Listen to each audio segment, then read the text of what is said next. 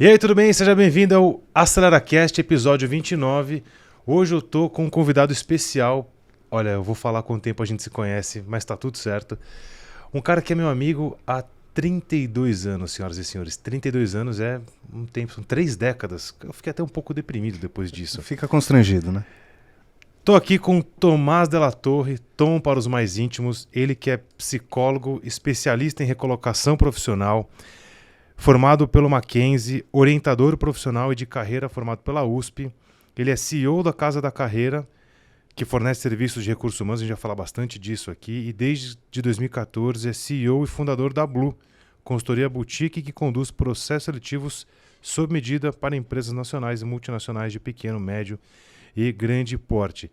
Cara, muito obrigado por ter topado esse papo com a gente aqui. É um prazer de ter um excelente profissional e um grande amigo. Obrigado por ter topado. Que isso, iradíssimo. Muito obrigado pelo convite. Feliz demais. Você tá chique, porque eu de manhã cheguei na minha mesa aqui, já tinha lá na minha mesa no escritório, tinha a ficha. Pela primeira vez a gente tem uma ficha aqui, o cara persuasivo conseguiu envolver todos. Que legal. Para contextualizar isso tudo, um belo dia eu vim para esse prédio aqui em 2020, quando eu saio da empresa da família, e aí um belo dia eu tô no elevador, dou de cara. Falei, caraca, bicho, você tá por aqui? Me conta aí o que você faz, a gente tomar um café lá no seu escritório. Você me contou tudo que você fazia, a gente andou bastante, aí nasce o AceleraCast, eu te mando uma mensagem no Instagram, algum comentário, falei, pô, você tem que gravar podcast com a gente, não sei o que, você fala, pô, tô dentro. Lógico. E aí mandei, cá está você. Demais. Vamos falar sobre carreira e desenvolvimento, que tá aí uma cadeira onde você é especialista. Amo. Toda vez que a gente começa um podcast, eu faço uma pergunta para os convidados, que é o seguinte: diga quem é você sem falar o que você faz. Eu esqueci, enquanto você pensa aí, eu queria apresentar ele como quase o Faustão faz aqui, né? Ele que é o pai da Catarina e da Bia. Ô, louco meu, piada horrorosa.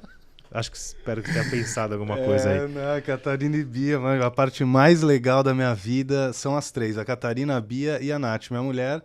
E o elemento surpresa que é o Estevão, né? Que eu tenho um dog. O Estevão, sensacional. Estevão sensacional. E você sempre diz que hashtag menina é mais tranquila. Cara, quem inventou essa frase só tem filho homem, porque as minhas são terroristas, são selvagens. Mas é uma delícia, cara. Com quantos anos elas estão? 3? Uma tem 3, vai fazer 4 agora, outra tem 5,5. Super tranquilo. Elas têm 1,8 de diferença, é muito pouco, cara. A gente, num determinado momento da vida, a gente teve 2 bebês, eu e a Nath. Assim, era 2 meninas pra trocar fralda. A gente teve carrinho de gêmeos, cara. Caraca. Porque 1,8 é muito pouco, né? É um tempo muito, muito curto entre uma e outra. Mas estamos aí com as duas aí, lindas, maravilhosas. Catarina e Bia, um dia vocês vão assistir esse vídeo que papai tá fazendo aqui em 2022 e vocês vão ver o trabalhão que vocês deram pra mim. Mas ele ama vocês. Demais. Muito bom. Demais. Então vamos lá, eu já tenho, ó o tempo que eu dei aqui pra você pensar quem é o Tomás, quem é o Tom, sem falar o que você faz. O Fê, é assim, os momentos mais legais da minha vida, eu tenho na minha lembrança de eu estar fazendo alguma coisa para alguém ou por alguém. E é o que me preenche o coração, assim, eu adoro tentar, quem sou eu para falar, ajudar as pessoas, mas adoro tentar ajudar as pessoas, aconselhar as pessoas. E sempre foi assim desde pequeno. Então, eu acho que essa é a minha essência, sabe? Servir, ajudar, perguntar, pô, como é que você tá? Posso ajudar? Em algum momento eu acho que a gente vai falar bastante disso, porque eu quero falar muito de networking. Então, assim, eu acho que essa é a minha essência, de estar com pessoas, adoro pessoas, e conversar, e estar junto e tudo mais. E aí, naturalmente, o meu trabalho, que talvez em algum momento a gente aprofunde, é total consequência disso. Esse sou eu.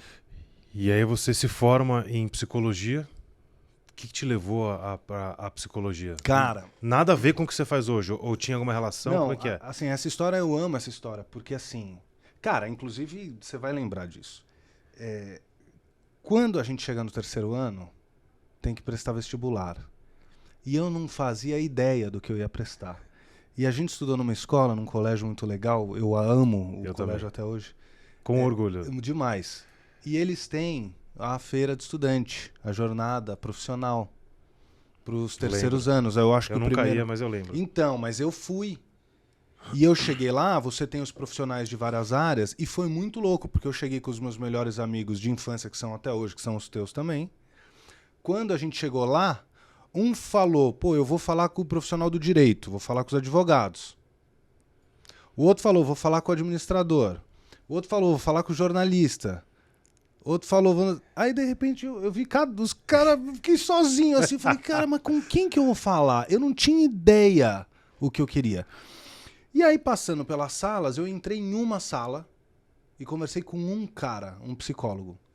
Você lembra desse cara? Eu lembro do cara, eu não lembro do nome, infelizmente. Não lembro quem é o cara e tal.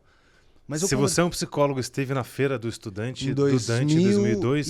E 2003, né? 2003 o terceiro, em 2003. Aliás, não vou lembrar se foi 2002 ou 2003. 2002 e 2003, nos procurem, estamos a sua casa. Chama. E aí, eu saí da sala e falei, eu vou fazer psicologia. Saí super animado, assim, mente humana, comportamento, adorei aquela história. E não tinha ideia do que era RH. E aí entrei na faculdade, foi muito legal, porque quando eu entrei, na primeira semana eu falei, isso aqui é maravilhoso, é legal estudar. Eu não tinha muito a noção de que dava para você estudar a fundo um tema que você amava, porque na escola você acaba estudando temas que te apresentam. Você tem que ler esse livro, você tem que conhecer essa teoria, e você acaba se adaptando. E quando você entra na faculdade, eu pirei na faculdade de psicologia, no bom sentido, e aí o negócio foi tão sério para mim que eu entrei no Mackenzie à tarde. No primeiro semestre, eu ia de manhã assistir a aula do segundo. E à tarde, do segundo semestre. E aí à tarde eu assistia as minhas aulas. Não, calma, você ia assistir a aula de uma turma que não era sua ainda? Exato. Então eu selecionava as disciplinas que eu gostava, porque era pura disciplina, psicanálise, fenomenologia, as matérias que eu mais me interessava, as teorias. Ia de manhã e estudava a matéria do semestre seguinte. Baita iniciativa, porque você assistia sem ter que fazer prova, sem ter que se preocupar. Foi a melhor coisa que eu fiz na minha vida. Jovens, você sabe que a gente usa esse bordão aqui, eu nem sabia. Mentira! Meu esse bordão. Pra mim, o seu era da família, mas aí a gente a família também. Esses dias eu fiz um podcast com meu pai aqui, tá falando uma coisa de cheque. Eu falei, jovens, pra vocês que não sabem o que é um cheque. Se você nasceu então, a gente cita bastante, nem sei se tem os jovens que agora vão ter os seus jovens aqui, né? Total. Aí no segundo semestre, eu ia para as minhas aulas e de manhã pro terceiro. E no terceiro eu ia de manhã pra assistir a aula do quarto. Pegou? Então quando eu cheguei... O professor falava o quê? Olhava você sentado lá e falava, mano, o que você tá fazendo aqui? Não. Faculdade de psicologia tem uma regra. Pra você assistir aula, você precisa ser ou psicólogo ou estudante de psicologia. Então, assim, um administrador não entra numa sala de aula... Não, tudo bem, mas o professor olhava você, sabia que você não era daquela turma. Você falou, não, eu sou da turma anterior, não cheguei aqui ainda. Eles amavam, né, cara? Vou ensinar pra um cara que tá aqui porque quer muito aprender, né? E eu só não fazia prova, mas eu participava de tudo. Amava, Fê, amava. Sempre, desde pequenininho, era o cara que tava ali, conversava com o diretor, conversava com o professor, eu conversava com o vigilante, conversava com todo mundo, tava ali sempre fazendo amizade, né? O mundo tá cheio de gente, cara. Daqui a pouco nós vamos ter 8 bilhões. Acho que já virou. Já deu? Já deu, acho que já deu. Eu não tô nem sabendo. Semana passada. Eu queria conhecer os 8 bilhões de pessoas do mundo, se eu pudesse, cara. Vai demorar um pouquinho, mas acho que dá. Aí... Quando eu cheguei lá pelo quarto, quinto semestre, eu já tinha feito praticamente a faculdade inteira. Aí o que eu fiz? RH? Não sabia nem onde estava. No sexto semestre a gente teve uma primeira disciplina de psicologia organizacional do trabalho. Aí foi legal que eu tive... Mas antes disso, eu chegava na faculdade, aí eu mudei para amanhã, aí de manhã eu ia para o Mackenzie e à tarde eu ia para a PUC. Porque aí eu queria ver como que era o curso de psicologia lá. Aí eu assisti algumas aulas na PUC. Então, não é possível. Foi demais, cara. Foi demais, me apaixonei demais. Foi muito legal, assim. Psicologia é uma coisa, cara, maravilhosa.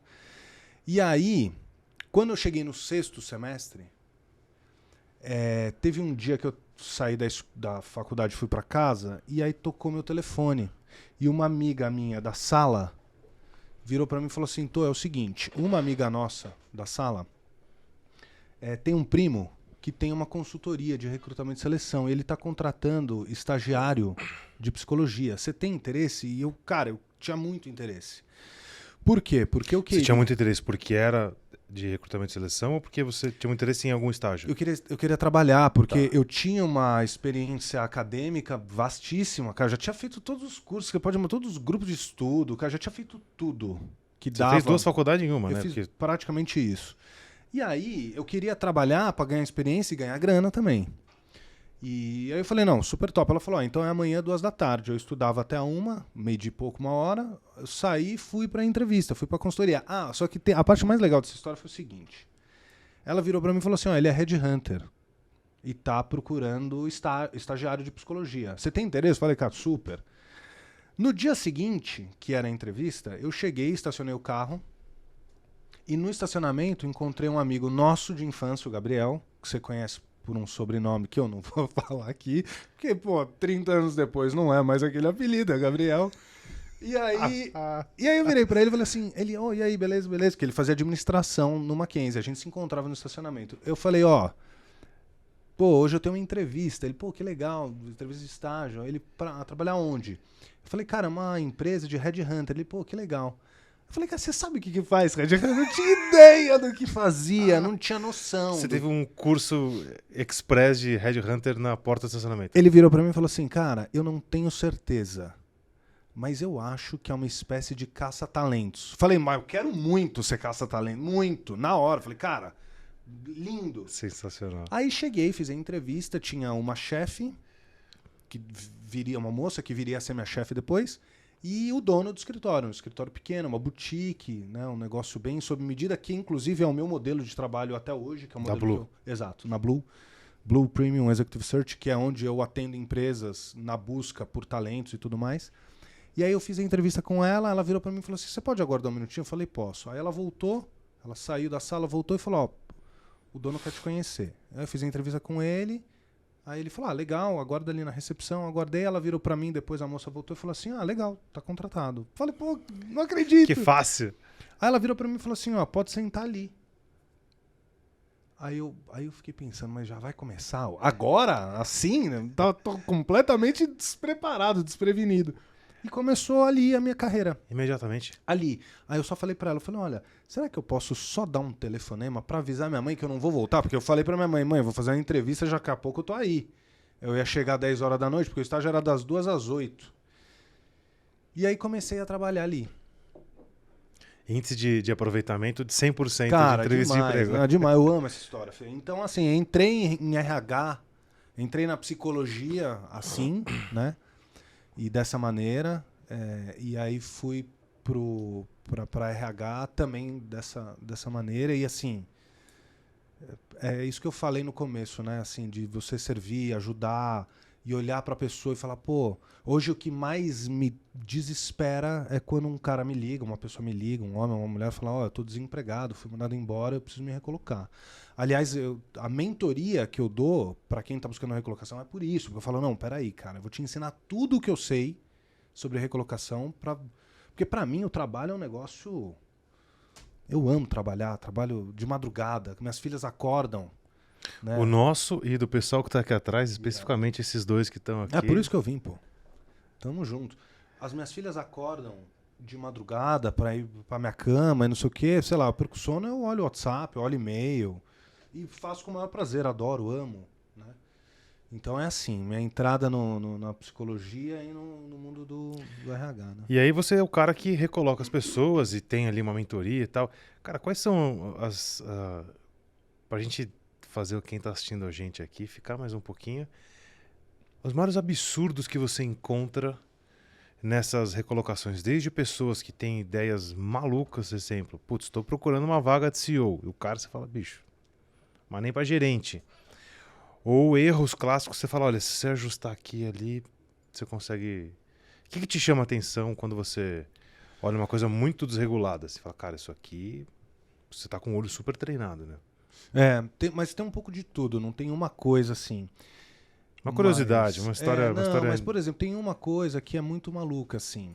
As empresas, em geral, naturalmente, elas querem contratar gente com skills técnicos, com skills comportamentais e tudo mais.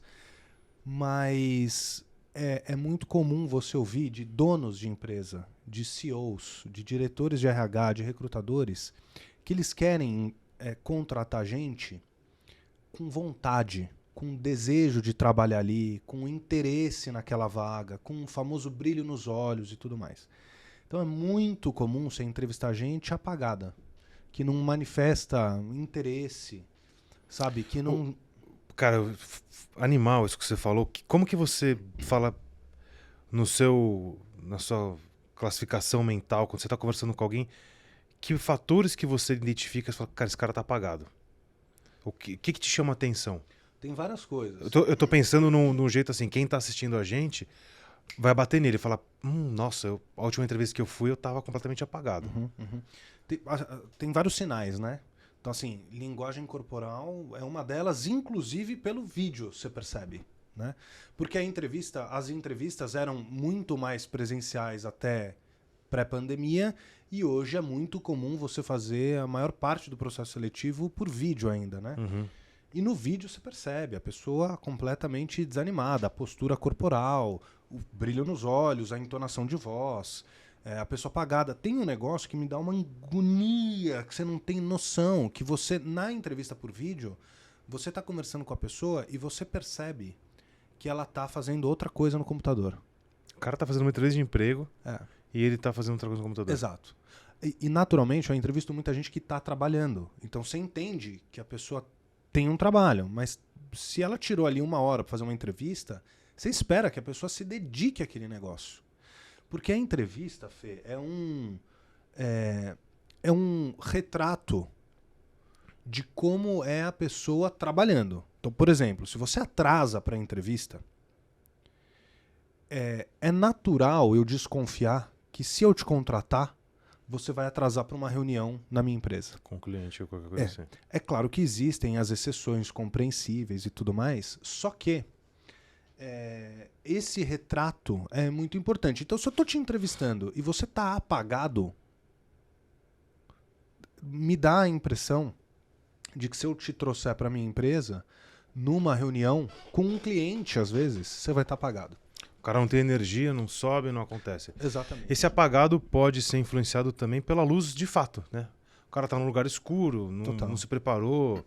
A gente tem um módulo que a gente fala sobre isso. O cara tem a tela, a lentezinha da câmera suja, fica engordurado. Exato. Então, cara, acho que é o mínimo de desleixo. Uhum. Então a gente poderia dizer que quando você está entrevistando alguém, você não está só querendo saber meia dúzia de informação para preencher um determinado formulário. Tem um monte de coisa que você está olhando por trás e isso faz sentido e vai compor ali aquela avaliação. Eu tenho um estilo de entrevista que eu tô olhando muito mais esse resto todo que você falou do que meia dúzia de palavras que estão no currículo. Aliás, se fosse assim, era só você pegar o job description de uma vaga em si, pegar o currículo da pessoa, dar um match e contratar. Mas não é. Existe hoje, por exemplo, um negócio, quer dizer, não é que existe hoje, né? Existe um negócio chamado cultura organizacional. Então eu preciso contratar um cara. Para algumas empresas, talvez um cara apagado funcione legal. Para outras, que você sabe que a cultura é energia lá em cima, muita vontade de fazer acontecer e tudo mais, pô, um cara desse não dura 15 dias na empresa. Aliás, tem vários casos de pessoas empresas que me ligam e falam, cara, a gente contratou uma pessoa que pediu demissão hoje. E ela começou hoje. Eu nunca esqueço um dia que uma gerente de RH me ligou e falou, Tomás, tudo bem? Eu sou nova aqui na empresa, eu tô com algumas vagas, eu queria marcar uma reunião com você amanhã, pode ser? Eu falei, legal. Aí chegou no dia seguinte, ela sumiu, e aí eu descobri que ela não fazia mais parte da empresa, porque ela pediu demissão, porque ela foi trabalhar, e aí ela demorou 2h30 para ir, à noite demorou 2h30 para voltar, e aí ela ligou e falou, não vou mais. E aí pediu demissão. Então, enfim, coisas que em tese dariam para ter sido vistas, né, claro. Antes do processo. Né? A gente passou por isso algumas vezes, o cara fala assim, não, pô, mora longe, você fala... Eu me sinto desconfortável de trazer uma pessoa que tenha todos os skills, fala, pô, o cara demora 2 horas para chegar. Não, mas para mim tá tudo certo. O cara tá tudo certo aqui, no primeiro mês, no segundo, no terceiro, o cara vai estar de saco cheio, vai falar, não aguento mais pegar esse trânsito. Então isso, de fato, algo importante. Agora, tem gente que opera bem assim, sabia? Então, por exemplo, para mim, seria inviável trabalhar em outra cidade e pegar o carro e estrada todos os dias e tudo mais.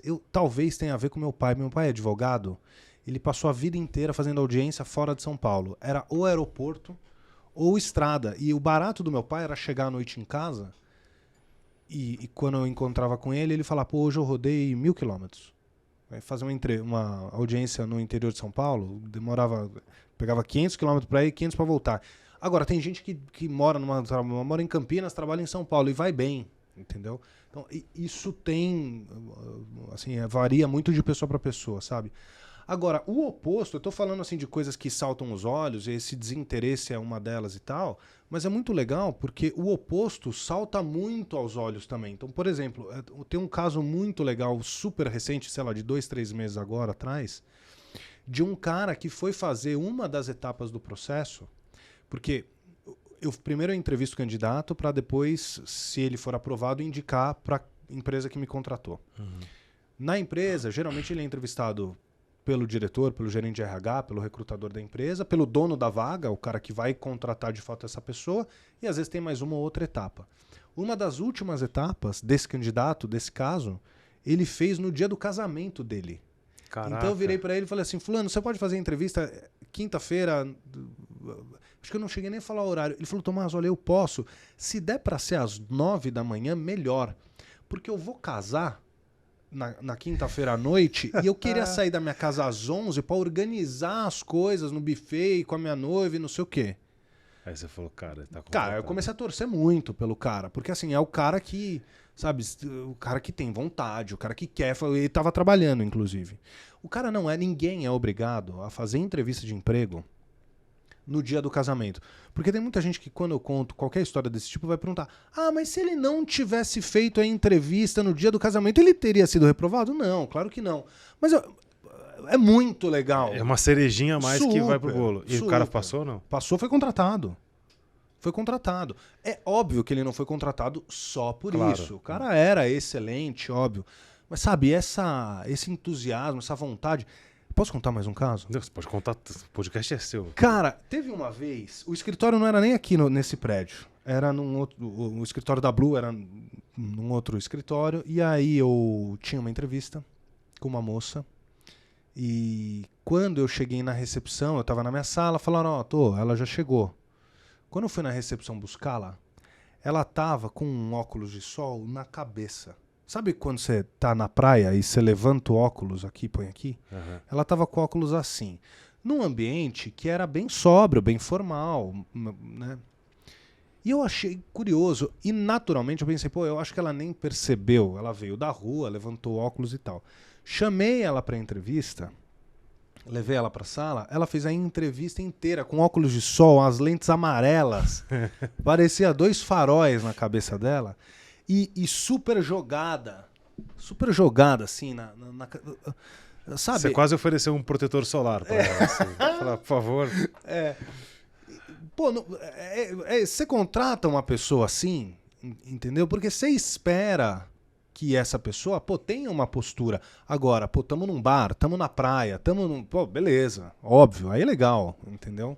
Da mesma maneira que você não chega num bar e pede silêncio para as pessoas. Cada ambiente pede... Tem a sua etiqueta. Exato. Você não chega, eu sou super piadista, eu sou super comunicativo. Você não chega num velório e faz piada, entendeu? Então você não chega numa entrevista assim. É claro que tem lugares mais formais, lugares, por exemplo, empresas de tecnologia, a gente sabe que são mais descoladas, mais cool. Então você talvez não precise ir de terno e gravata, super formal, para uma empresa de tech ou uma startup, qualquer coisa nesse sentido. Outras empresas demandam um pouco mais de sobriedade, de formalidade e tudo mais. Então, acho que essas coisas que saltam aos olhos, assim, sabe? O terno e gravata existe ainda? Existe bastante, mas é menos comum, né? A pandemia mudou muita coisa, né? Pandemia, vamos lá. Um psicólogo tem toda a autoridade para falar disso. Vivemos uma epidemia, talvez, de burnout. Pessoas estressadas, ansiosas. o mercado, eu imagino que deve ter dado uma capotada para um lado, para o outro, umas 16 vezes. Como é que você enxerga esse cenário hoje, olhando aí pelo prisma do burnout? O que as empresas estão fazendo? E o que o ser humano, né? Acho que quem está ouvindo a gente aqui pode falar, pô, o Tom falou um negócio interessante, eu vou seguir isso, porque faz sentido. A pandemia fez todo mundo desacelerar um pouco.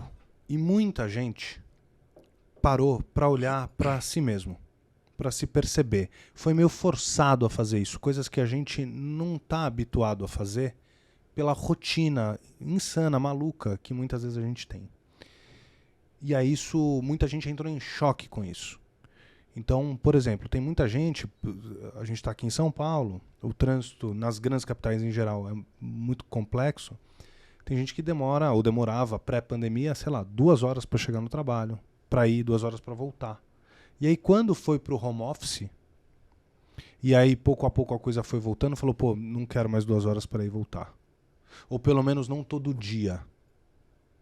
Então essas coisas todas fizeram com que as pessoas despertassem para as próprias carreiras. Pelo menos muita gente passou por isso.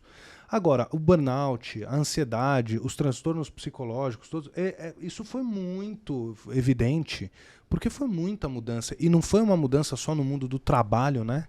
Foi uma mudança no comportamento, nos hábitos das pessoas. Sim, fato. Um choque muito grande do nada. E ninguém está preparado para uma mudança tão grande, tão rápida e sem aviso prévio. A nossa geração nunca tinha visto um negócio assim. Talvez os nossos pais viram algumas pandemias ou algumas crises ou algumas coisas relativamente parecidas. Mas o mundo não estava tão acelerado como está hoje, né? Então, essa desaceleração talvez não aconteceu na mesma. Exato. Agora, quem se deu bem, as empresas que se saíram melhor foram aquelas, na minha opinião, que tinham e têm RHs mais participativos, mais estratégicos. Não só aquele RH do beabá ali, de uma parte mais operacional que tem... é quase um DP, né? Exato, que tem super um valor. Mas claro. O cara que olhou e falou assim, peraí, eu acho que essa pessoa no home office, ela precisa de algumas ferramentas e algumas coisas para melhorar a performance dela, porque senão ela vai pirar. Várias vezes eu fiz entrevista com pessoas pelo vídeo, durante a pandemia, que estavam com o filho, criança de 2, 3 anos, brincando no chão, fazendo barulho, e o cara fazendo entrevista. É natural que esse cara não vai performar bem na entrevista como se ele tivesse... Numa sala isolada, numa CLTP perfeita. Eu lembro de um cara que falou, você me desculpa, meu filho tá brincando aqui e... A minha mulher é professora, ela tá dando aula no quarto do lado, e era uma entrevista que começou às 11 horas da manhã. E ele começou o pequenininho começou a dar trabalho umas 11h30, 11h40. Ele falou, é a hora dele almoçar, eu vou ter que fazer o almoço dele. Então, cara, sabe, e o cara precisando do emprego, ou querendo um emprego, entendeu? Então, tem que ter esse olhar. É o chamado, falam muito, né, do RH humanizado, que deveria sempre ter existido e tudo mais, mas é você olhar para a pessoa e falar, pô, peraí.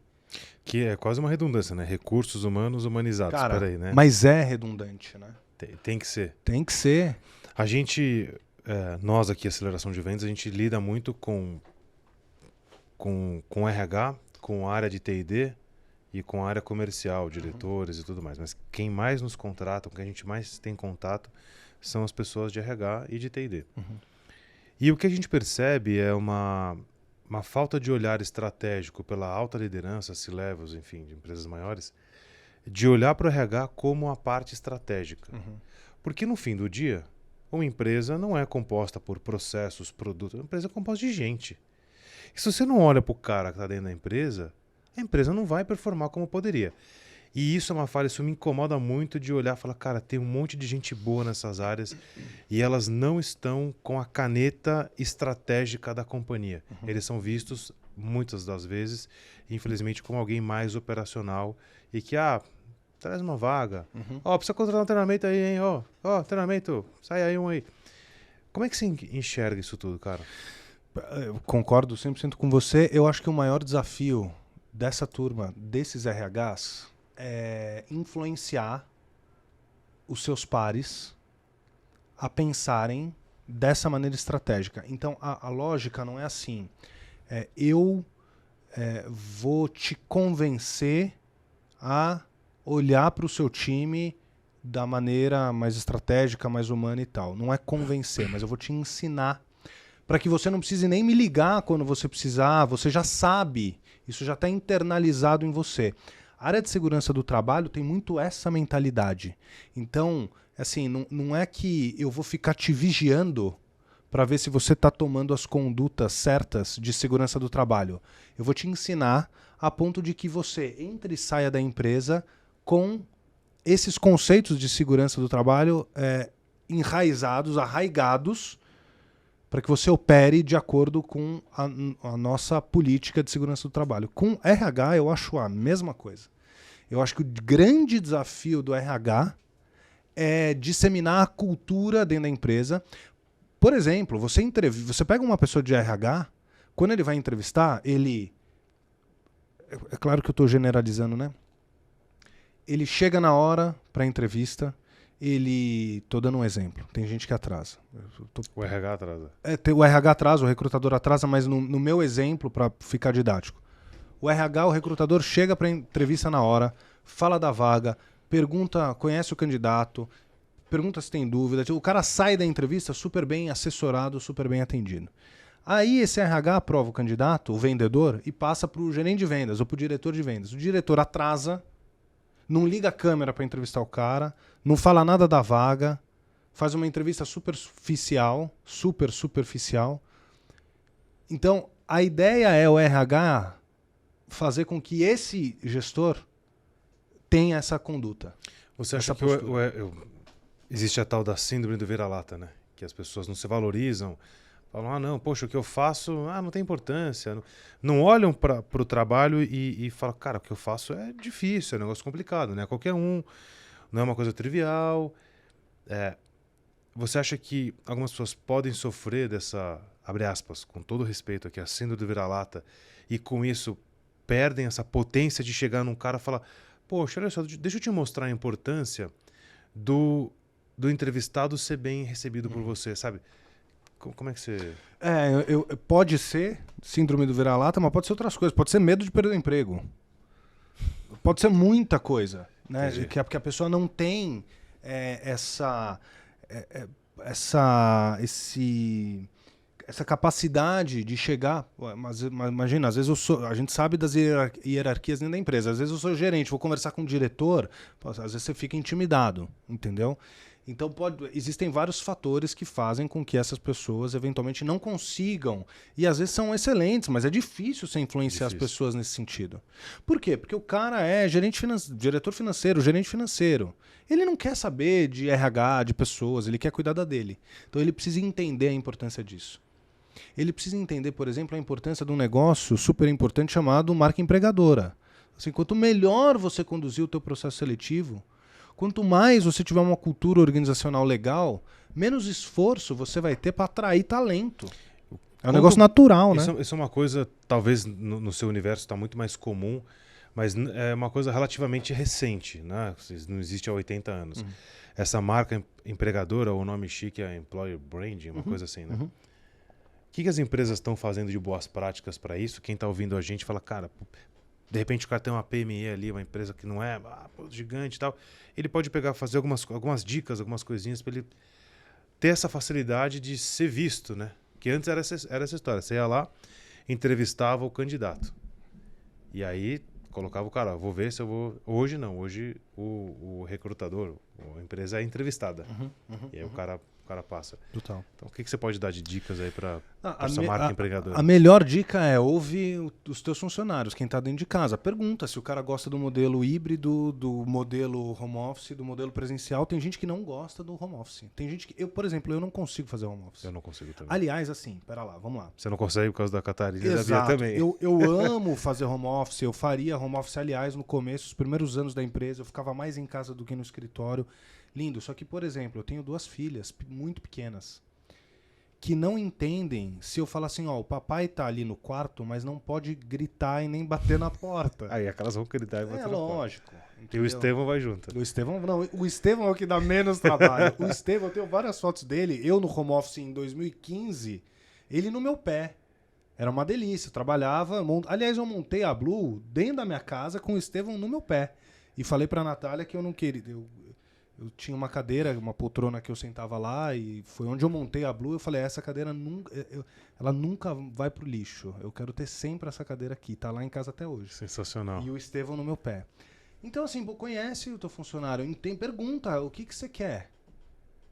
Então é você chegar pra tua namorada, pro teu namorado e falar assim, não, hoje nós vamos comer hambúrguer, mas quer comer pizza? Você acha que ele vai ficar feliz se você enfiar o hambúrguer à força? Não, ouve, o que você quer? Você quer jantar fora ou quer comer em casa? Quer pedir? Você quer ver Netflix ou quer fazer outra coisa? Eu tô falando isso, Fê, porque assim, eu poderia citar aqui uma lista de, ó, faça isso, mas não tem uma lista pronta.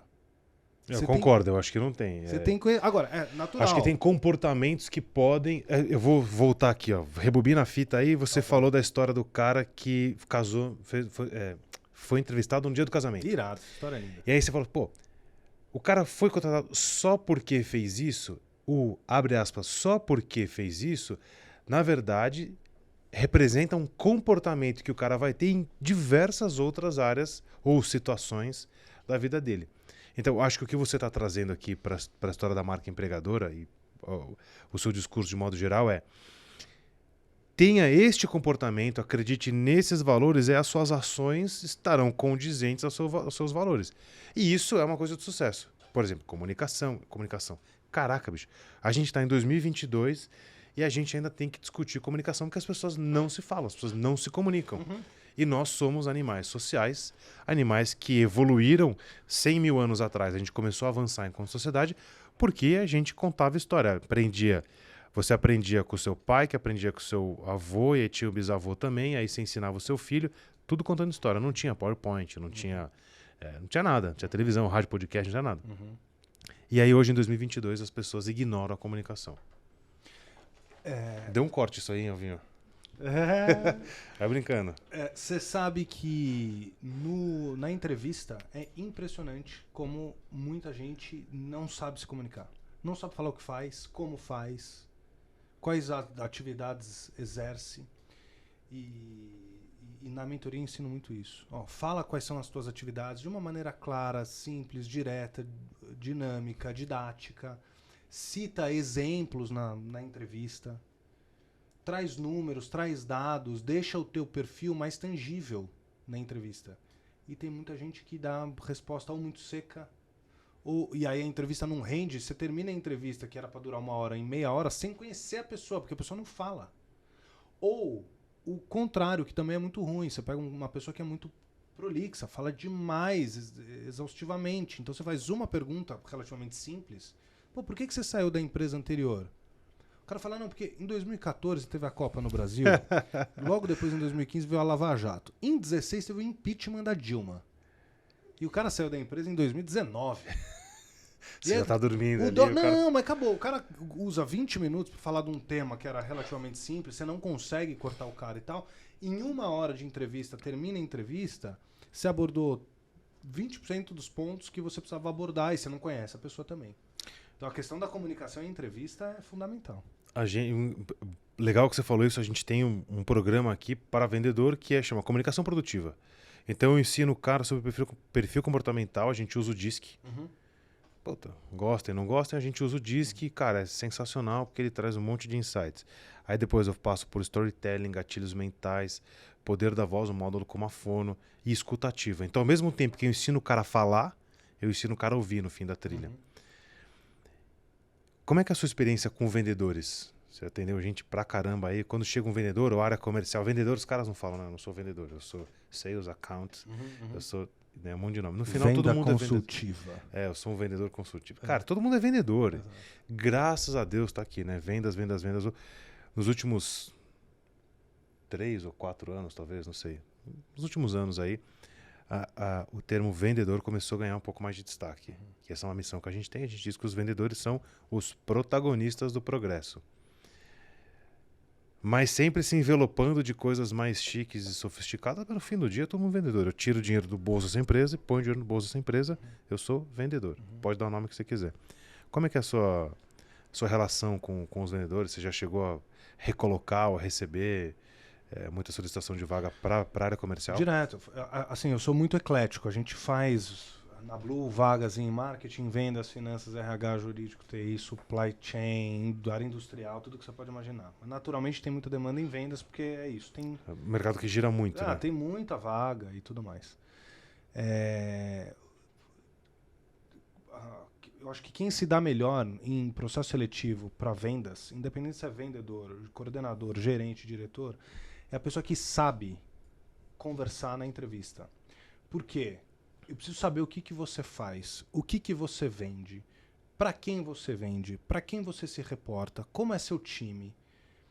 Quem faz a parte estratégica de venda, por quê? Você tem o vendedor que tira pedido e você tem o cara estratégico. Quem é que faz o JBP para os clientes? Quem é que apresenta esse JBP para os clientes? Quem é que fala de número na entrevista? Quanto que você vende, a qual margem, qual que é a rentabilidade? Como que você calcula uma promoção? Como é que você dá um desconto? Com que áreas que você transita? Eu transito com trade marketing, eu transito com a área jurídica para ver algumas coisas contratuais, algumas coisas legais. Eu transito com outras áreas. Então é o cara que está super 360 e que sabe falar. Então você pergunta para um vendedor de uma indústria de bens de consumo, de alimentos, com quantos SKU você trabalha? O cara não sabe falar. Putz, aí o cara não sabe quantos produtos tem na carteira. Cara, o que você tem no cardápio para oferecer, o cara não sabe. Entendeu? Pergunta simples. Dos últimos 12 meses, quantos meses você bateu sua meta? O cara não sabe falar. Cara, isso a gente ouve muito. Mas aí como é que você contrata um cara que não sabe falar de si? Não sabe falar do seu dia a dia? Então, isso é delicado. Então, quem é que se destaca? O cara que senta ali na sua frente e sabe falar, sabe contar. Ele conta didaticamente as coisas que ele faz. Porque, por exemplo, também não adianta virar para mim e falar assim, não, porque nos últimos 12 meses eu vendi 30% a mais da minha meta. Lindo. A gente contrata muito as pessoas também pelos resultados que elas já entregaram, porque naturalmente você desconfia que ela pode apresentar esses resultados futuramente para você também. Agora eu pergunto assim, legal, mas o que você fez para vender 30% a mais? A pessoa não sabe explicar. Mas teve alguma estratégia? O que você fez? O que você mudou? O que você melhorou? O que você aperfeiçoou? A pessoa não sabe. Aí não me ajuda, né? Então eu poderia dizer que, de modo geral, com todo o cuidado aqui, ou não, poderia dizer de modo geral que qualquer pessoa poderia investir num curso de comunicação. Vendedor 100%. Não, acho que não só o vendedor, qualquer cara de qualquer área. Porque eu sou suspeito para falar, como eu falei, né? A gente aplica um programa que chama Comunicação Produtiva. E eu fui tímido, sou introspectivo e tímido, mas treinei para conseguir não ter receio nenhum de câmera. Você virar e falar assim, pô, Fê, você consegue fazer uma palestra a 100 mil pessoas? Eu falei, cara, tem um tempinho para me planejar? Legal. Eu vou. Se você falar assim, pode falar para 3 pessoas agora, eu falo, agora mesmo assim? 3 pessoas? Então eu preciso da preparação. Por que eu estou falando isso? Comunicação é um negócio que dá para estudar. E eu tenho certeza absoluta que é um skill que muda a vida das pessoas. Porque todo mundo que consegue se comunicar melhor vai mais para frente. Concordo. É aquela história, quem tem boca vai a Roma. Não Total. sei qual é a veracidade desse ditado, mas é alguma coisa nesse sentido, né? Total. Eu sou diferente de você, eu sou mais freestyle. Eu adoro desde pequenininho, era um showman, desde pequenininho. Vamos ali, agora. O que é pra fazer? Vamos fazer agora, vamos falar. Mas assim, o louco é que assim, aprender a falar é óbvio, os extrovertidos precisam também saber falar e aprender, mas é pros introvertidos também. Porque tem gente que fala assim, cara, eu sou muito tímido, não vou aprender, não vou falar. Só que assim, se você for crescer na sua carreira, é muito provável que você vá participar de reuniões com gente importante. Diretoria, presidência, conselho, clientes, grandes fornecedores. Você vai precisar falar. Ou se não, você vai ficar quieto numa reunião importante e vai ficar apagado. Não vai ser exposto e vai ter menos chance de performar legal e crescer legal na carreira, entendeu? Então na entrevista, inclusive eu falo muito isso. Infelizmente, nem sempre o melhor candidato é o candidato escolhido, mas é o cara que performa melhor na entrevista. É que nem peneira de futebol.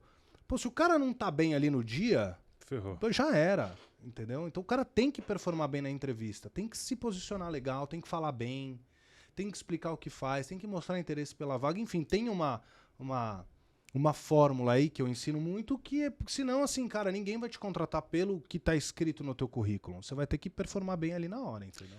Currículo versus LinkedIn. Qual a importância de um, qual a importância do outro? Preciso ter um currículo se eu tiver um belíssimo LinkedIn. Quando eu acesso o LinkedIn, a gente tem aqui o módulo de Personal Branding e Social Selling. A gente fala muito do LinkedIn. Pô, o vendedor, cara, eu não posso entrar no LinkedIn e não ter uma boa foto, uma boa descrição do que você faz. E a gente, inclusive, quando entra, vou dar um hack aqui, se alguém um dia quiser ser contratado pela aceleração, já vai saber o que fazer. Se o cara tem um artigo escrito, putz, ele sai na frente de todo mundo. Porque ele foi lá, escreveu. Tá. O que chama atenção? O currículo acho que talvez seja muito mais gasoso, como diz o Marcelo aqui, do que o LinkedIn. O que você olha no LinkedIn? O que te chama atenção ali? Cara, o LinkedIn, assim, todo mundo que tem uma vaga, a primeira coisa que faz é olhar o LinkedIn. Então, assim, independente se você é da área comercial ou não, se você é vendedor ou não, você tem que ter um perfil legal no LinkedIn. O LinkedIn, ele tem muito recurso.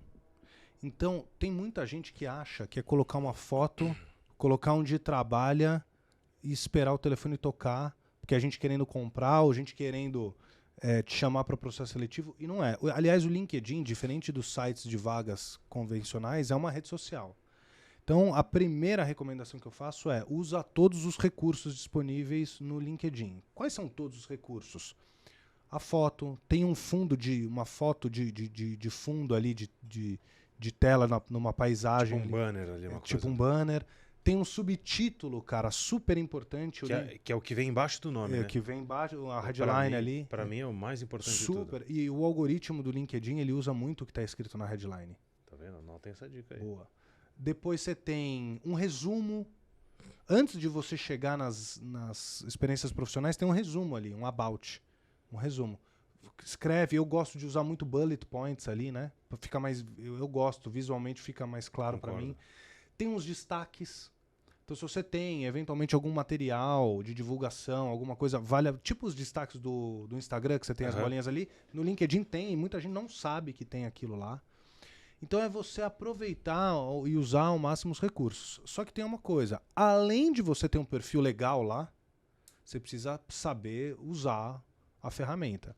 Se conectar com pessoas, fazer follow-up com as pessoas que você se conecta. Por exemplo, outro dia eu estava dando mentoria, eu falei, eu tenho CEO de várias empresas, sou conectado, primeira conexão com o CEO de várias empresas, vários caras de Harvard, vários caras de Wall Street, não serve para nada, porque eu conectei, os caras me aceitaram. E você nunca fez mais nada? Nunca falei, os caras nunca me procuraram, não muda nada na minha vida. Então, o lance é usar o LinkedIn de forma estratégica, se conectar com as pessoas, falar com as pessoas, tentar ajudar as pessoas. Aliás, cara, o LinkedIn, olha isso aqui.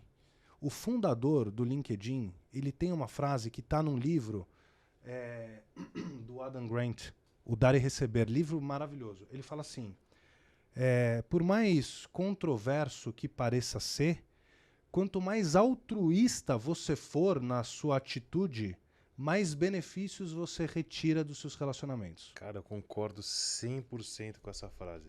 Aqui já deu outro corte também. Anotem essa frase porque eu consumo bastante conteúdo do Tony Robbins e ele fala bastante disso, né? Give first. Cara, dá primeiro. Exato. Dá primeiro. Exato. Se você não der nada em troca, cara, que relação horrível. Dá, entrega. Não importa o que seja, entrega valor, Fê, uma hora a coisa vira. Você sabe que tem muita gente que quando eu dou mentoria, eu ensino assim, eu falo, uma das coisas que você vai fazer no LinkedIn, para quem está buscando recolocação, é adicionar pessoas que têm potencial para te contratar. Sei lá, um headhunter, um recrutador de uma empresa que você gostaria de trabalhar e tudo mais. Quando você adicionar essa pessoa, você vai mandar uma mensagem. Ô, Felipe, tudo bem? Eu sei que você é da aceleração de vendas, eu queria muito trabalhar com vocês, ou eu tô buscando recolocação, eu queria mandar meu currículo. O que eu ensino é, termina a mensagem dizendo assim, se eu puder te ajudar de alguma forma, conte comigo também. Ferrado. Por mal. exemplo, ó, eu sou da área de vendas, eu conheço muita gente da área comercial. Se você tiver com outras vagas e precisar de indicação de pessoas, conta comigo. Cara, muda. Muda. Por quê? Porque aquele recrutador, ele recebe mensagem o dia inteiro de pessoas querendo mandar o currículo e tudo mais. Ele deve receber 1 em 1 milhão dizendo, pô, eu também quero te ajudar, se você precisar, conta comigo. Não, baita dica essa, né? É um negócio tão simples. Você fala, caraca, que negócio simples. E eu acho que a sutileza do sucesso mora nesses detalhes simples. Total. Que baita frase, hein? Linda mesmo. Sutileza, Linda. nem sei falar de novo. Ainda bem que tá A gravado. sutileza do sucesso mora nos detalhes simples, alguma coisa assim. Alguma Mas coisa é assim. isso, cara, porque tem uma coisa, Fê, a galera me procura, diz assim, cara, eu tô mal onde eu tô, eu quero mudar de empresa. E elas esperam um passe de mágica meu, como se eu fosse um guru, que fosse falar assim, faça isso e você tá recolocado. Mas não é e assim? não rola, cara. É no detalhe, é na sutileza, é no pouco a pouco, é na constância. É tijolo por tijolo. Constância, essa é uma das palavras mais importantes pra mim. Boa. Constância, consistência. Cara, eu fiz um post hoje. A gente fez um offsite essa semana. Colocamos todo mundo pra escalar aí na Casa de Pedra. Irado. Não tinha ideia que eu ia conseguir. Aí foi eu, Marcelo, todo mundo, o time todo, 100% do time. E aí chegou lá, putz, então os caras mandaram bem demais. Aliás, valeu o pessoal da Casa de Pedra. Eles chegaram lá, a gente fez uma dinâmica pra vocês. Falei, porra, tava nem no pacote aqui, mas vambora. Fizeram uma dinâmica aí. Putz, a galera foi, subiu, não sei o quê. Aí eu falei, que horas que eu vou subir? Ah, você e o Marcelo vão no final. Falei, beleza.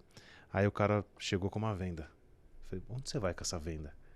O cara falou, não, você vai subir vendado. Eu falei, mas que mané é subir vendado? Mas olhando não consigo, eu vou subir vendado.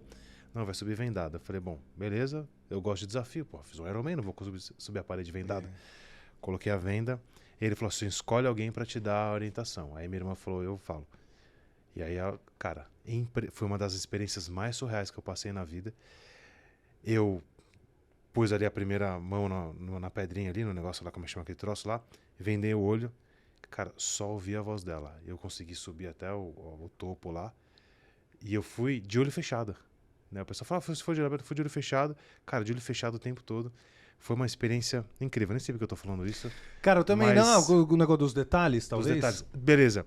E aí eu pude perceber que era, assim, eu reduzi... Eu não sou um cara ansioso, mas, cara, você tá ali a 5 andares de altura, eu reduzi a minha ansiedade, foquei no que tinha que fazer e fui na constância. Qual é a próxima pedrinha?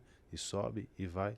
Foi incrível, assim, incrível. Felipão, vou te contar uma parada que me veio. Chorei aqui. no final. Não. Me veio um déjà vu aqui irado, cara.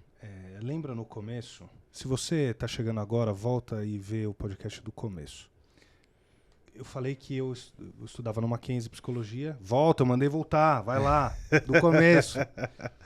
Eu estudava psicologia no Mackenzie e num determinado momento eu comecei a frequentar a PUC para ver como era o curso lá. Teve um dia que eu cheguei lá, tinha um monte de gente vendado andando ali pelo campus, né? E tinha sempre alguém do lado, né? E é um exercício que eles fazem para que as pessoas tenham, óbvio, ainda que uma pequena simulação, uma pálida ideia do que é você não ter a visão e aguçar outros sentidos também, né?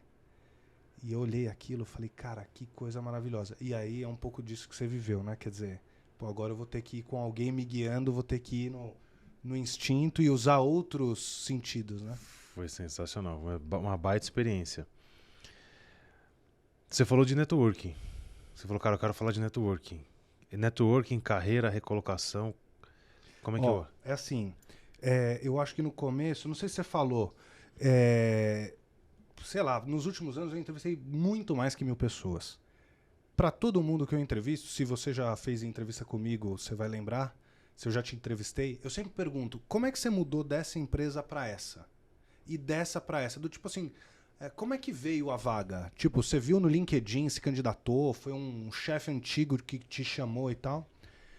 E, sei lá, 99% dos casos, as pessoas se recolocam, mudam de empresa para empresa, ou pelo LinkedIn, ou pelos sites de vagas, ou pelo networking. O networking está presente cara, em muitos casos. Em algum momento da carreira, a pessoa se recolocou através de networking. E acabei de lembrar uma coisa muito maluca. Uma amiga nossa me procurou no começo de 2020 e veio aqui no escritório e falou: é o seguinte, preciso me recolocar, eu tô super, sei lá, agoniada aqui, me ajuda. E a minha angústia é porque eu não tenho uma vaga para todo mundo que me procura. Por isso que eu criei a mentoria, para ensinar as pessoas, porque eu sou advogado, tô desempregado. Eu queria muito tirar uma vaga e falar, cara, vai lá, é meu sonho, mas não rola. E aí eu criei a mentoria e ensino as pessoas. E ela veio, eu falei, meu pai, o que eu vou falar para ela? Não tem uma vaga com o perfil dela. E aí eu virei para ela e falei assim, eu fui perguntando, ela já tinha tido uma, sei lá, tinha uma passagem por umas 3, 4 empresas. E aí numa delas eu falei assim, cadê teu chefe dessa empresa aqui? Ela falou, não sei, faz uns anos que eu não falo com ele. Eu falei, procura ele. E aí ela me mandou uma mensagem, sei lá, um mês depois, falou, cara, você pediu para eu procurar o meu antigo chefe, eu procurei, ele tinha uma vaga, me contratou, e ela me mandou isso, depois a gente vê, tá aqui no direct do Insta. Sei lá, um mês depois começou a pandemia. Cara, olha, repita. Caraca. Um mês depois, casada, com filho, precisando trabalhar, precisando ganhar dinheiro, cara. E aí a gente volta então para a questão da comunicação. As pessoas ignoram a comunicação. E se eu me comunico, eu preciso me comunicar com outra pessoa. Mas aí também, pra quê? Deixa pra lá, não vou falar, não quero incomodar. Tem um ponto. Não tá aqui. Tá no outro lá. Tem uma mensagem mais recente da sou sempre grata por você ter sido tão legal comigo. Enfim. O Fê, o ponto ali foi ela ter se comunicado bem e ter a história do networking. O cara gostava dela. Então, cara, procura as pessoas. E aí tem um ponto. Ninguém vai te ajudar se não souberem que você está buscando uma recolocação. Comunicação. Se você está buscando uma recolocação, você tem que se comunicar. Você tem que falar para a pessoa. Fulano, então, tô buscando uma recolocação. Aquela célebre frase, quem não é visto não é lembrado, cara, né? Queria eu ter falado essa frase, porque no LinkedIn é assim também. Não adianta você ter o perfil lá, quem não é visto não é lembrado. A pessoa precisa ver você, lembrar de você e falar, cara, eu tenho uma vaga com o perfil do Tomás. Vou chamar ele. É muito parecido, claro, que com outro propósito no Instagram. Se você não posta, eu vi que você fez uma mudança lá de perfil e você ativou um outro lá, enfim, focou em algum lugar. Se você não postar todo dia, não aparecer no stories todo dia, não fazer... Ninguém vai te ver, aí não te vê, não gera o awareness, aí não gera o awareness, não contrata e aí você morre. Exatamente. Né? Sim, morre pelo menos digitalmente, claro. Sei lá, 10 anos atrás, um pouco mais, 2008, 2009, ninguém usava o LinkedIn. Até tinha o LinkedIn, mas pouca gente tinha o perfil lá, 2008, 2009. Aí o LinkedIn foi se popularizando, as pessoas começaram a montar o perfil. Só que lá atrás, o LinkedIn ele funcionava como um banco de currículos. Você montava o teu currículo e alguém te ligava. Hoje não. Hoje você se movimenta, você posta alguma coisa, você curte a postagem de alguém, você compartilha o post de alguém que você achou interessante e aí isso aumenta a tua visibilidade. As pessoas começam a te ver. E por que isso é importante? Porque se você estiver vendendo alguma coisa, tem mais chance de você conseguir vender para alguém, de alguém comprar de você. Ou se você estiver buscando recolocação, de alguém lembrar de você e te chamar para um processo seletivo. Tem um índice, SSI, eu não vou lembrar exatamente qual é a sigla, mas... SSI, é isso aí mesmo. Não sei o que, Index, Sales... sim. Não sei o que significa, mas enfim. Então vai lá no seu LinkedIn, caça esse... Eu não sei exatamente, mudou 800 vezes da última vez que eu estava ali olhando com mais precisão. E aí ele te dá 4 pilares e dá uma nota de 0 a 25% para cada um desses pilares. Que acho que é número de pessoas, interações, etc. E tal. Então entra lá, né? Acho que fica aí com uma dica. Entra, acessa, vê como é que tá a sua nota.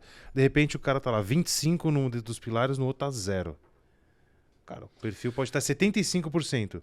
25%, mas tá 0 num deles. Vai lá, olha para isso. Qual que é a importância dessa parada aí?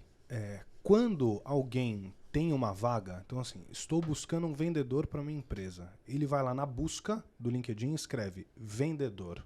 aparecem 200 páginas. Quem que aparece na primeira página tem mais chance de ser abordado para essa vaga. Na segunda, na terceira. Quem aparece na 19ª acaba ficando meio mais difícil de ser abordado. É igual a segunda página do Google. Você pesquisa lá, raquete de tênis. Segunda página, você nem sabe o que tem na segunda página. Exato. E um jeito de aparecer na frente pelo algoritmo, então, é você movimentar, deixar a rede aquecida e tudo Claro, mais. porque o LinkedIn, como qualquer rede social, gosta do usuário que é ativo, que está ali usando, né? Agora, eu estou falando disso, você me perguntou de networking, mas eu estou falando isso porque o LinkedIn é uma baita ferramenta para você fazer networking. E aí, assim, eu criei um conceito de networking quente, morno e frio. Então, networking quente são as pessoas que você conhece, que você gosta, que estudaram com você, que trabalharam com você no passado, beleza. E tem o networking frio. É o cold call do vendedor e tudo mais. É o cara que você nunca viu na vida. É o cara que você vai adicionar no LinkedIn e que você nunca falou. O teu objetivo é tornar esse networking frio, torná-lo morno e depois quente. Uhum. Porque aí você se relaciona com a pessoa. É o caso dos CEOs, dos presidentes de conselho que eu tenho no meu LinkedIn que nem me conhecem, nem sabem da minha existência, mas nós estamos conectados. Não serve para nada, né? Então, uma coisa caminha muito junto com a outra.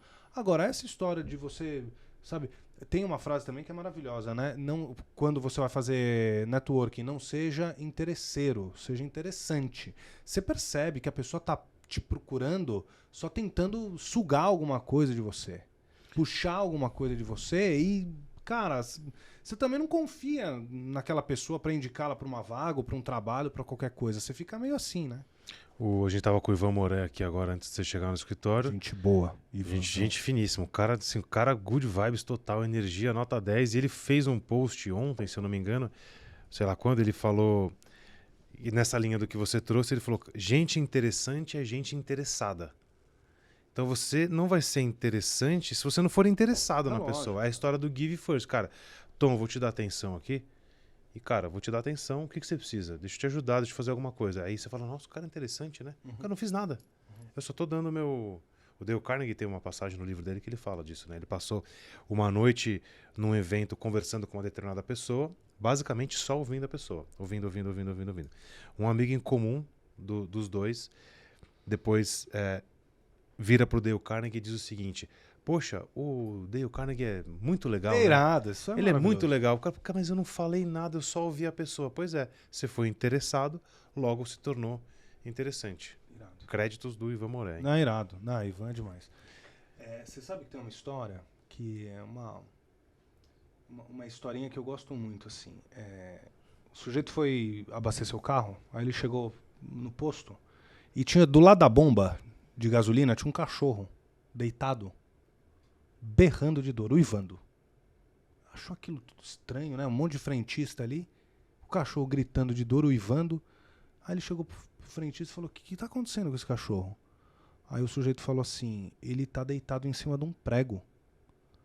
E aí o cara virou e falou assim, mas por que ele não levanta? E aí o frentista falou assim, porque tá doendo o suficiente para ele uivar, mas não o suficiente para ele levantar. Caraca. Então, pô, sabe, a pessoa buscar o interessado do Ivan Moré, sabe? Buscar fazer, buscar querer acontecer. O networking é isso. Cara, posso te ajudar? Como é que estão as coisas? Pô, faz tempo que a gente não se fala. E não procurar a pessoa quando você está precisando. Pô, aí não dá. Exatamente. Aliás, é um networking preventivo. Né? Então não é fazer networking quando você está desempregado e precisa se recolocar. É claro que você vai fazer, mas não é só. Pô, você está trabalhando, pô, conheça a gente, fale com pessoas.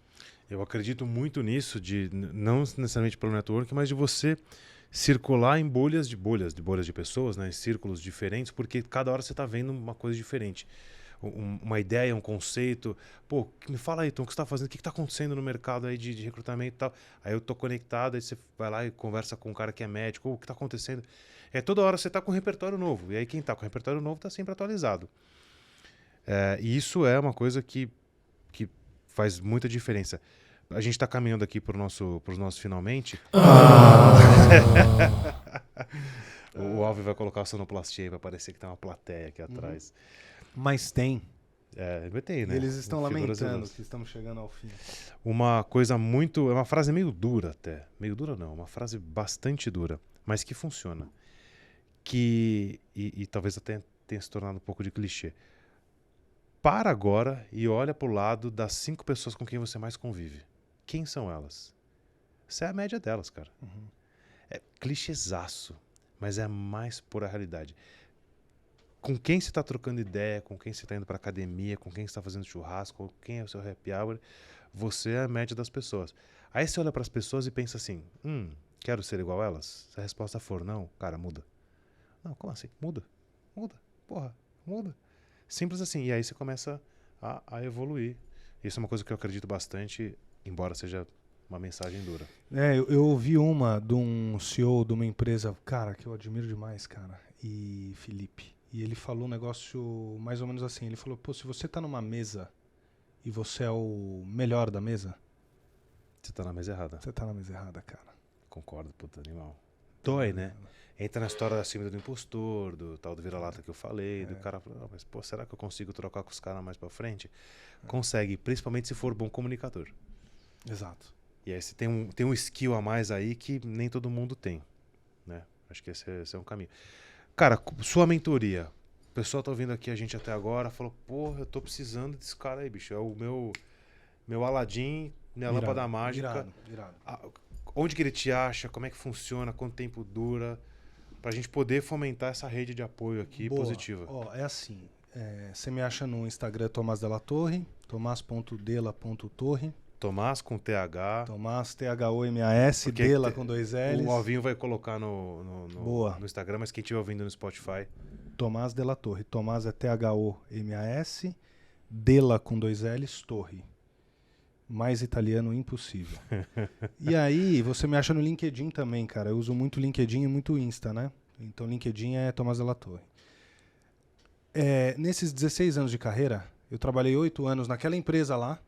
Na boutique lá. Na boutique. E aí, de lá, eu montei a minha. O dono vendeu a empresa para um grupo italiano, foi embora, eu assumi a empresa no Brasil. E aí, depois de um tempo, eu montei a Blue. 70%, 80% do meu tempo é atendendo empresas que me ligam. Pequenas, médias, grandes empresas, nacionais, multinacionais. Tomás, estou buscando um diretor de marketing. Estou buscando um gerente de vendas. A gente faz o processo seletivo. Como eu passo 80% do tempo ouvindo as empresas dizendo, Tomás, dos 4 candidatos que você me mandou, esse aqui eu vou contratar por causa disso, disso e disso, e esses 3 eu vou reprovar, eu não vou contratar por causa disso, disso e disso, eu peguei esse conteúdo e compilei e entrego num curso. O cara compra um curso gravado, ele entra no casadacarreira.com.br, compra o curso, desde a primeira linha do currículo, como ele elabora o currículo, como ele faz networking, como ele usa o LinkedIn, como ele usa os sites de vagas e o módulo que eu mais curto, que é a técnica de entrevista. Porque não adianta você chegar em 10 processos, em 10 entrevistas e mandar mal em todas. Então é postura, comunicação, como que eu respondo, qual que é a minha pretensão salarial?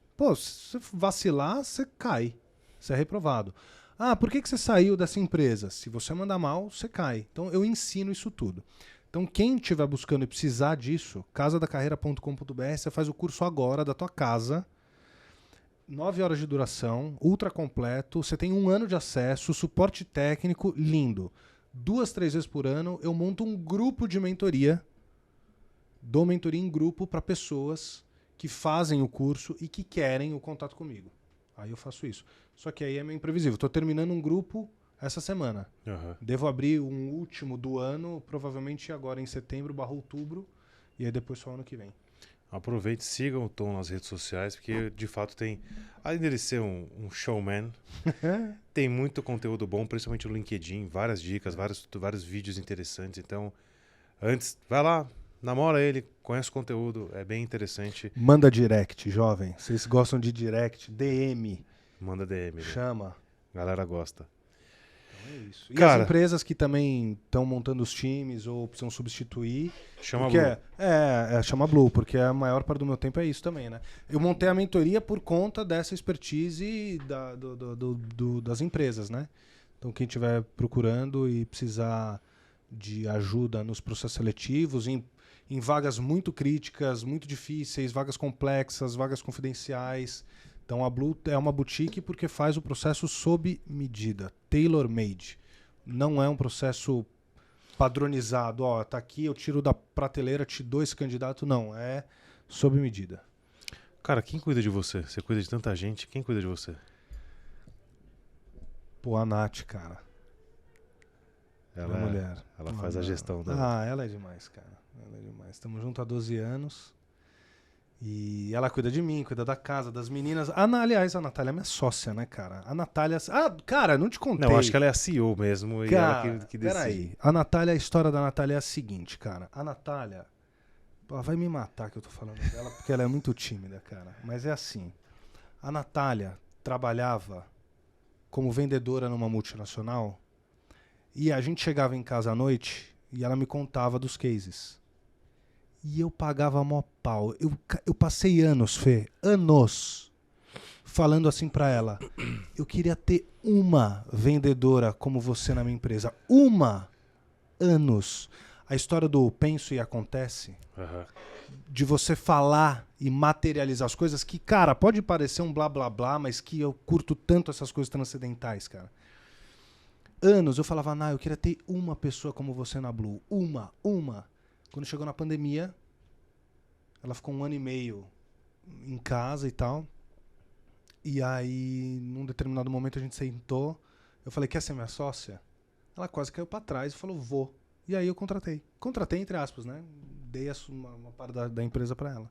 Caraca, que legal. Vocês já, obviamente, juntos, né? Não, total. A gente passa o dia inteiro juntos, cara, grudados. E eu amo. Irado.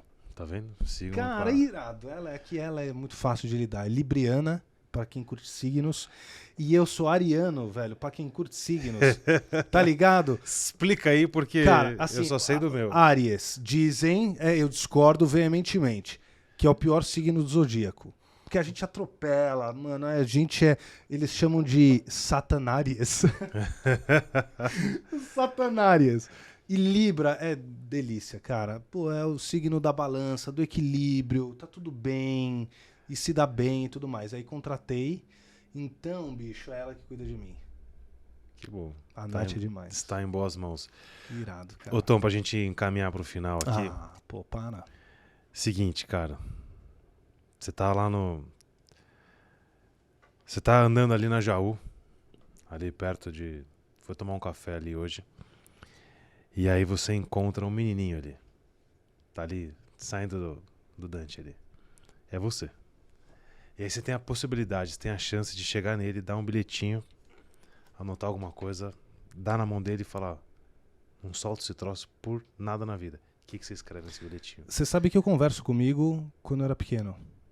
Não, como assim? Explica essa história. Eu converso comigo, eu me pego no colo, como eu pego minhas filhas, mentalmente, óbvio, né? E converso comigo, eu me dou conselho, eu explico o mundo pra mim quando eu era pequeno. Eu adoro. Você nunca fez isso?